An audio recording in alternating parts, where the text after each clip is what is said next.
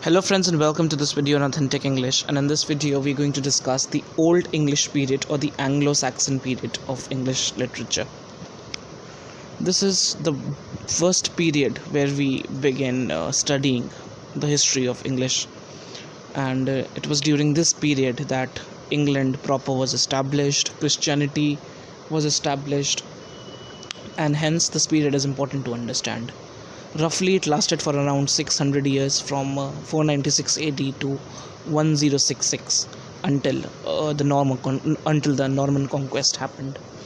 So the Old English period or the Anglo-Saxon period runs from around 496 AD. It's written here 496 AD. Different books give different dates. You cannot have an exact date. Some say 450, some say 430. So 496 AD to 1066. But the end date is clear, 1066, until the Norman conquest happened by William of Normandy.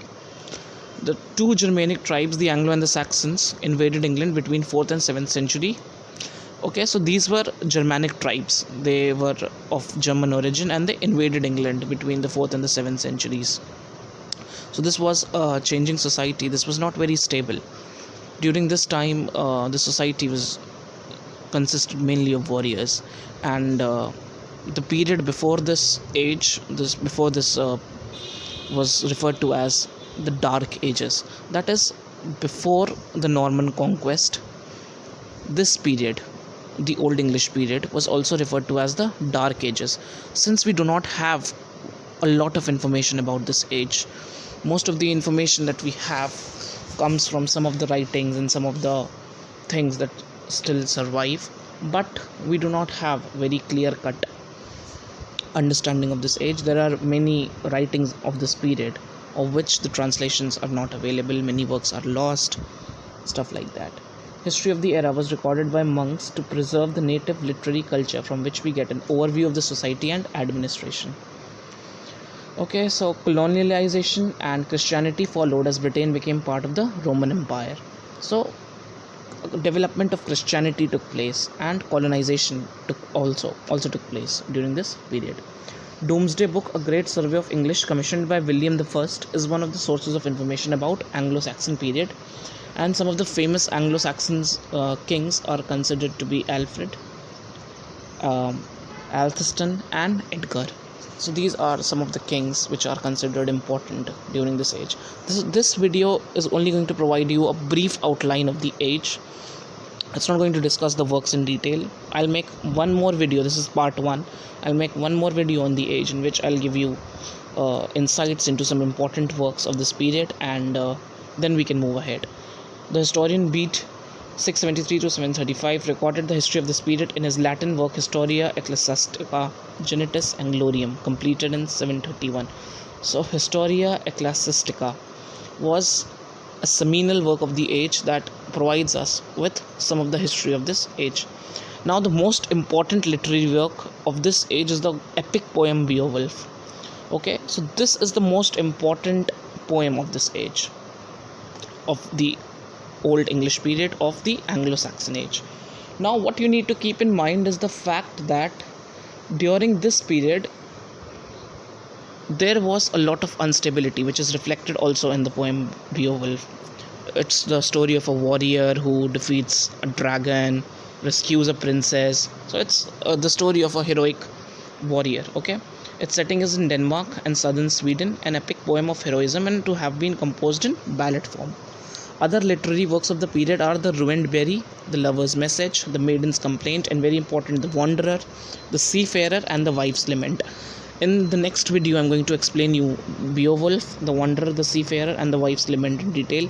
For now, I'm just going to give you the names because this is just an introduction. This is just an introductory video to the Old English period.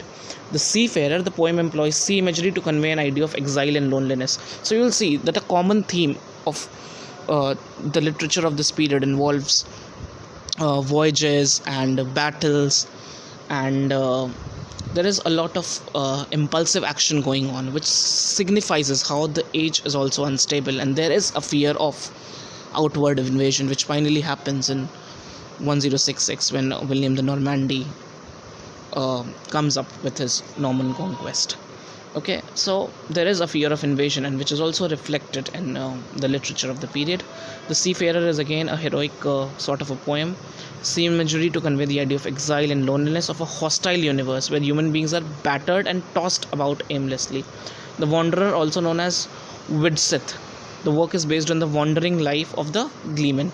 Both the poems are elegies dwelling on the themes of death, war, and loss. So you'll see that again, like death, war, most importantly, war is a very significant theme during this period.